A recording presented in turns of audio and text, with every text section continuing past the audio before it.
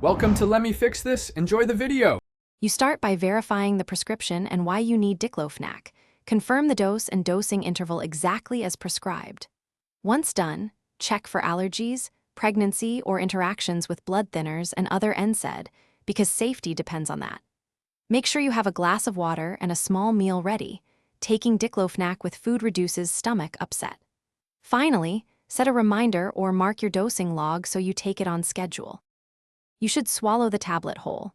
If it is extended release, crushing or chewing will change how it is absorbed. Take diclofenac with a meal or a bit of milk to protect your stomach, and avoid alcohol because it increases bleeding risk.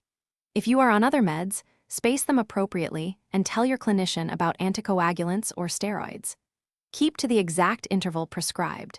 Taking extra to chase faster relief raises the risk of serious side effects. After taking diclofenac, you should monitor how you feel and note pain relief and any new symptoms in your log. If you miss a dose, take it when you remember unless the next scheduled dose is near. Do not double up. Watch for warning signs like chest pain, severe stomach pain, black stools, yellowing skin, or breathing difficulty. These require immediate medical attention.